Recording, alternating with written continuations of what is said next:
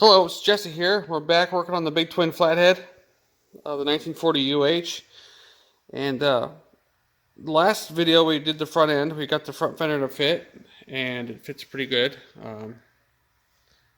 It turned out really well. Anyway, we're working on trying to get the tanks to fit, and we got kind of some situation there, so we're not able to work on that part of the bike right now at this time.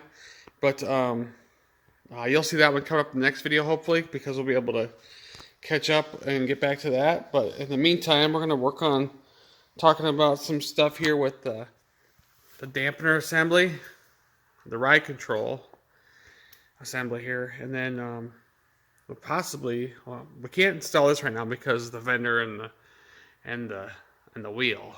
But I can go over all the individual parts, how it goes together. We'll get that in eventually, and in a different video will show us installing it. But anyway, because it has to go up through here, and to get that in the rod in there properly, the wheel can't be on and the fender can't be on because it's too long to fit between here. I mean, possibly if I could drop this fender, I could get to it. But to be able to drop the fender, you saw in the last video, we have to come in through the bottom with the screws, and it's kind of hard to get to. So it'll just be a little, and down the road we'll work on putting this in, but we'll talk about it here. And the ride control assembly. This was pretty much started in the early 30s when the big fork came out. And the ride control went all the way up to about 45, 46, because the part numbers for the shock started to come out in 1945. But anyways, it's also available for people to be able to put on older bikes too, because nothing changed how it mounted it. Just the components that mounted it to the fork is what was particular to make it able to work. So, but this is a 1940, so we're going to be using the ride control without the shock, of course. And we'll go over that. It's a pretty involved piece, and how it works. But we'll see how much we can go into detail and how it kind of explains how it works. But then maybe if we get that done and stuff, we can work on getting the headlight on, maybe even, because all that stuff can go on and stay on while the bike's kind of at a standstill. So it's coming together, though. You'll get to hear about it and see about it in the next video when we're talking about putting the engine in and all that stuff with the tanks. But we won't go into detail on that. So anyway, let's go ahead and get started here.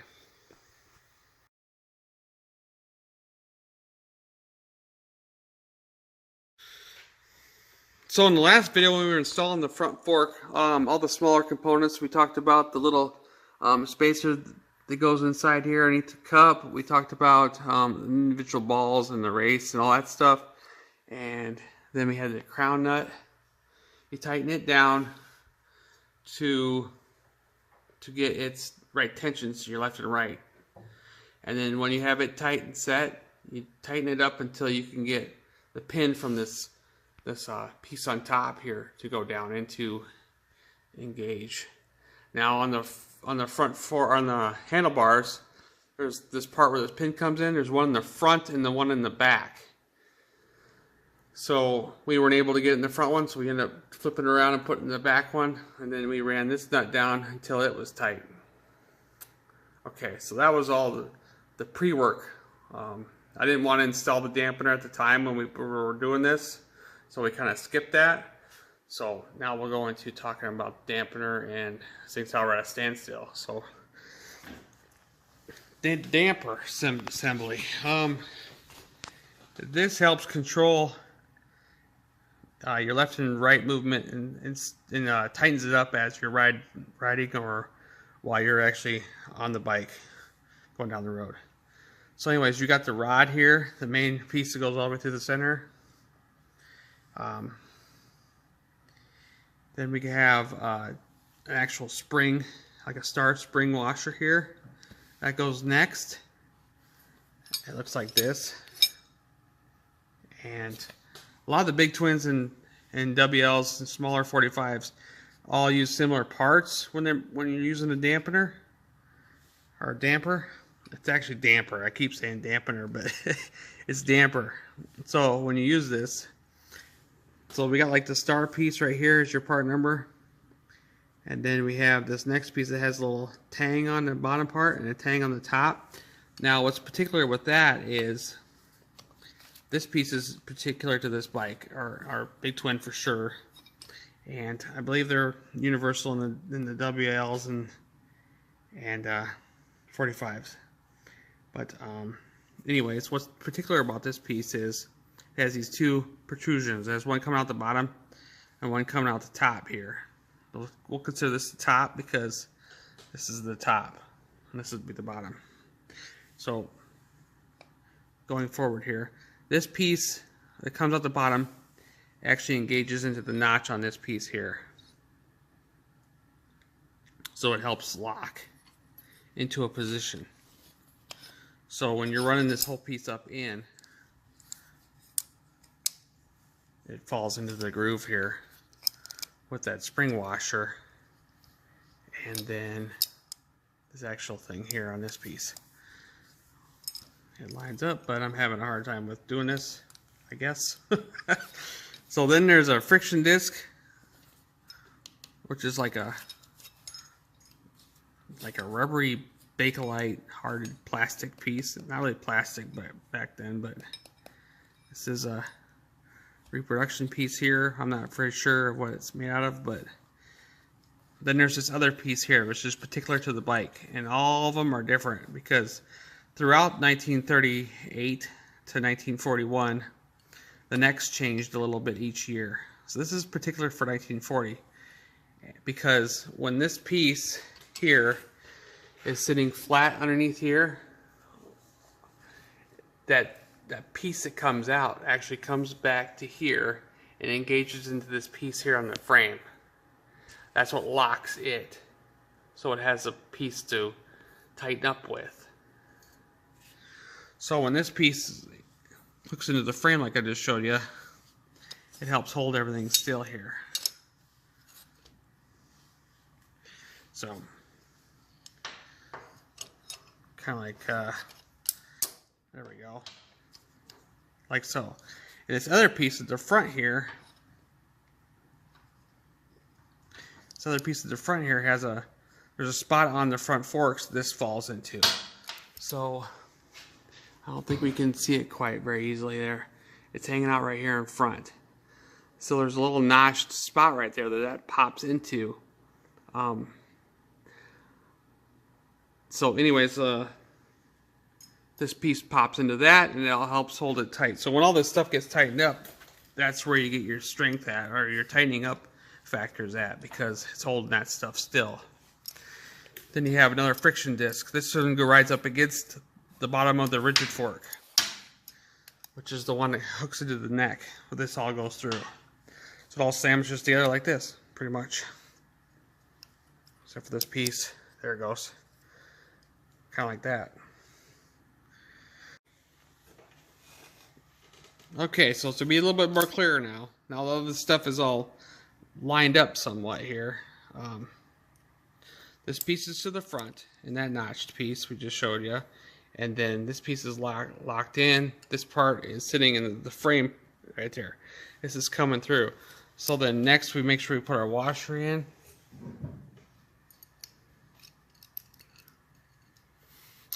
When it's already on the bike, of course. And then we run the spring down. Okay, there's that point. So now we run this nut down, screw it into the top of that the fork stem, and you can leave it loose. And then it's the handle, so that would go on there as well. And then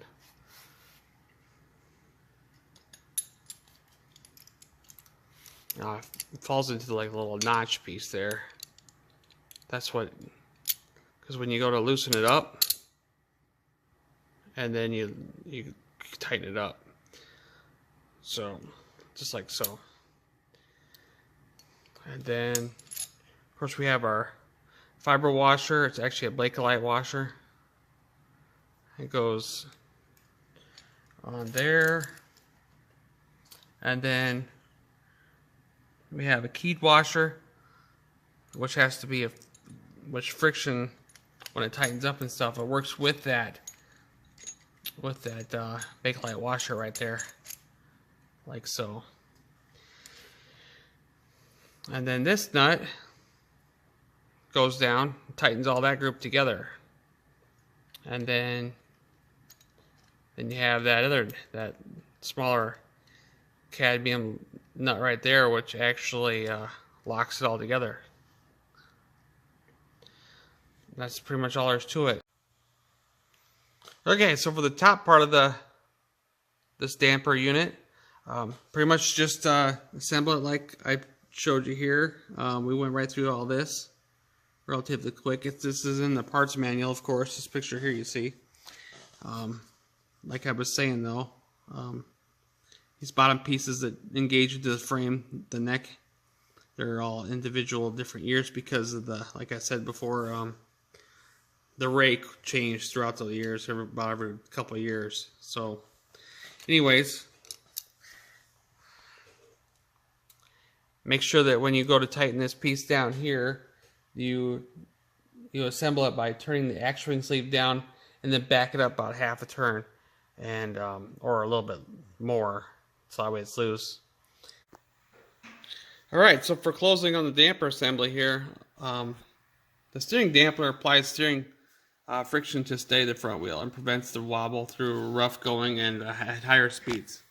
For normal service, just this is how you function, how you get this thing to work. So at normal service conditions, let's say that this is looking down at it, you're supposed to like keep the handle to the left position, which would be the free position, and then move the handle to the right. So like with right, we'd be applying the desired friction, so we'd be rotating it this direction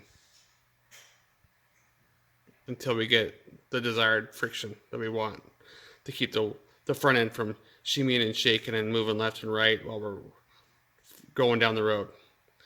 So that's pretty much just a clarification on the end there, and just make sure you put it together like this here, like I showed you before in that parts book print too as well. So anyway, let's get ready to go on to talking about the ride control assembly. So in the back of the service manual here is the ride control. Now, talked about this a little bit ago, but now we're gonna get working on this and get it put on the bike here. But anyway, this particular device is to keep the bike from pogoing, or keep the front shocks or front springs from jumping around continuously as you go down the road. It just keeps that constant like motion, like you're riding the ocean or something. So it keeps that bouncing continuously from happening. So when you tighten up the knob on this end, it pulls these up and allows these slides here to stop moving as much, and actually restricts and controls the spring bouncing.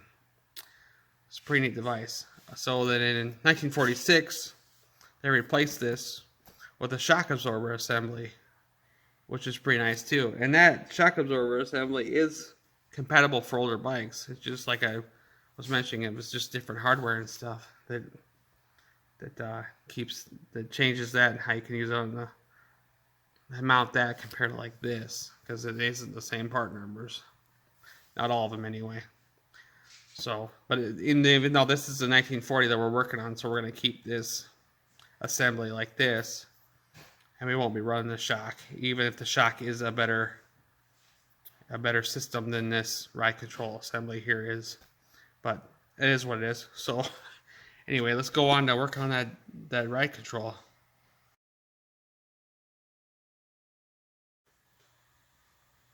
So I got the ride control here disassembled a little bit so I can slide it on there. But anyway, what we'll do is I'll install the headlight first, because when this piece goes on, when the headlight here goes on the actual fork piece, it goes to the inside of the fork. It goes into this part right here behind, and then the bolt comes through like this on the ride control. So it'd make more sense to have the headlight hanging here into position and then slide the ride control on and then in and on at the same time. So to be able to do this, of course, the horn's in the way, and let's go behind here. So what I'll do is I'll pop this off for now and move it out of the way. But anyway.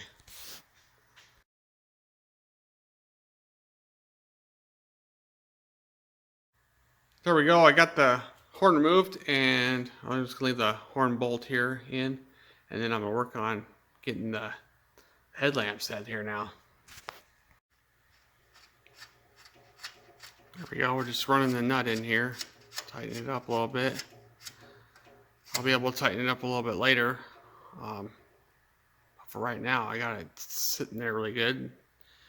The pieces are the tails here that come down are in between like they're supposed to be. And this bolt here, I see in some people's restorations that they got the bolt going the wrong way, but the bolt actually comes to the top and goes down. Same with this one. And proper finish for 1940 is the machine surface. Now on my pinch bolts, I have 1038. Probably noticed that earlier in the video, but they're 1038 CPs, or actually 1035, because that was 1038 was in the later 40s, and 35 was starting to show up about this time. And these were actually a kit from Colony, and I don't think that I could find the machined ones, but the 1035 I was happy with because it's about the right era for this bike. Parker Ice was the finish on that as well, according to the Palmer book, along with the headlamp bracket. This style went up to 1941, and then they changed it in 42 to a different style, and the proper finish for that was black as well. And I have seen, like I've said in my headlight video that I got out there, I have seen chrome headlamps and I have seen black headlamps. I'm gonna stick with the black one and just be the way it is for this bike. And then now onto the ride control pieces.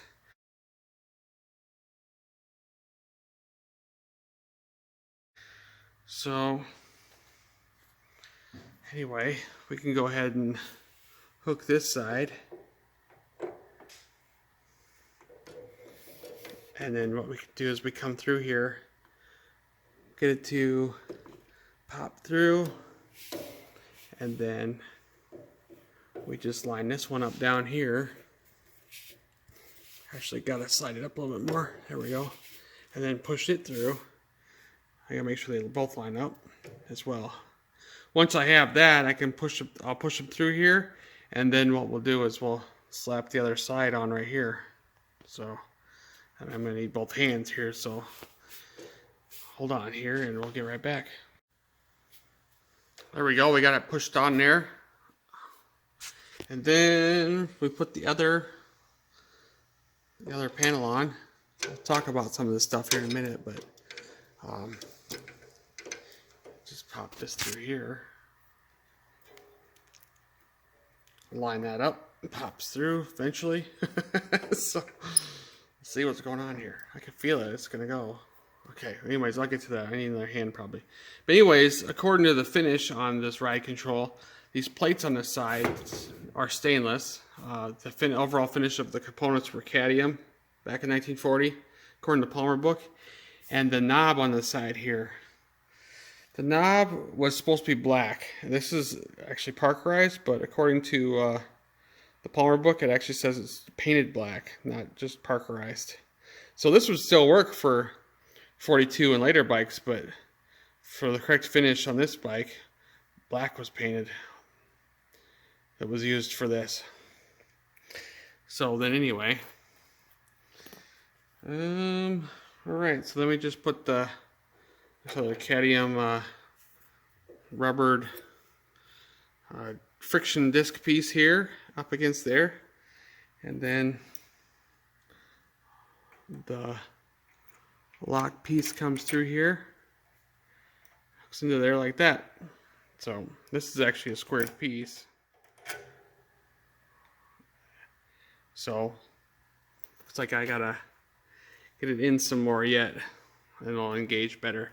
So let me pop this in here. Got the knob on all the way. It's tightened down here, and there's a friction piece back here, the spring that engages in these little things here, and it makes a clicking sound when you get it tightened up. Anyways, like I said, this is supposed to be black. I'm gonna end up having that painted black. But anyway, it's going on to putting the rest of the hardware on. We just have to put a lock washer on up there and a hex nut.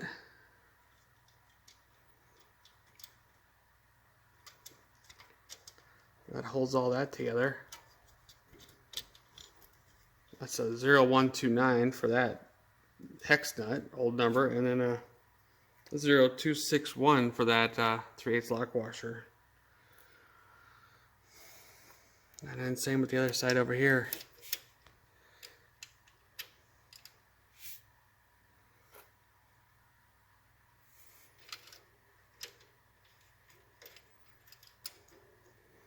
Alright, so I get all this stuff tightened up.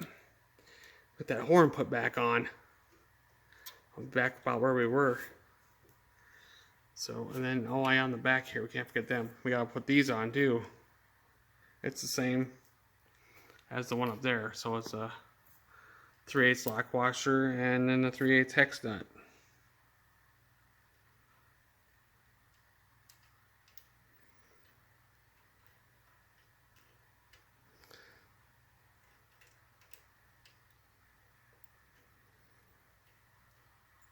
Alright, it's gonna fight me, I guess. Oh, there it goes. So anyway, we'll get this finished up here, tightened down, do the other side, and then we'll move on to something else here. Well, there we are. We got the horn put back on. This stuff is kind of designed to go together with individual components, like you attach the top part first, and then you attach the horn, and you attach the bottom piece. Anyway, it was kind of nice to keep it together because then the stuff don't get messed up and lost. And so if you can put it together as a sub-assembly like this and just work around certain things like the headlamp and so on, wiggling it in here, it's better. You're kind of better off, because then you don't have to try to figure out how it all goes back together again when you have to take something apart. Otherwise, just take pictures and so on. But anyway, so I guess what I'm gonna say here is with the horn. I don't know if I mentioned this in the video with when we were putting the fender on. The video before this one is that the screws, they changed it in about 1942. They ran the screws from the inside out, like the head would have been on the other side and the nut would have been up here. So if this looks confusing to you, it's because that happened in like 42, actually, according to the Palmer book. But this is correct for 1941, 1940 and older. So yeah, we got the ride control installed, the headlamp installed. I got the headlamp tightened down nice. And this piece back here, like we were talking about, I could work on getting this painted black, like I said a little bit ago. And I guess what I'm going to do next, I'm not going to put the spot lamp bracket on yet, but I am running spot lamps on this bike, and that goes right here on the ends. So what I'll do is I'll just pop the parkerized washer on right here for now, and then just put a hex nut on there, or just set the lock washer and the hex nut on there for now. You know, leave it loose or whatever, but I'm afraid that if I put the spot lamp bracket on and the spot lamps, they're going to be in the way of what we got to do for the tank and stuff we got to do. Of course, we didn't talk about that all in this video, really. So I'm hoping that the next video I have on this bike will be that, with the tank getting it ready for paint. We'll talk about the motor as well. So, yeah. So anyway, I hope you enjoyed everything here on this one. But it's starting to look nice. And anyway, that's a little bit of glimpse of that. I don't want to get too carried away with trying to the tank area because it's in the next video coming up. But yeah, anyway, we'll see you again soon. And we got a lot going on here, both motorcycle stuff and not motorcycle stuff. So just hang in there. We got videos coming up. I got some requests on some information on some things. We'll be working on the Trident some more. It's sitting over here. We're all ready to fire it up, try it out. Been working on a video for that one, and the Combat, my 72 Norton Combat. Well, I got a request about the modifications on the motors and stuff, the motor and stuff, and I don't know. I think I'll just make a video up on that and talk about what makes a Norton Combat a combat model. So that'll be coming up hopefully. So anyway, well, we'll see you again soon.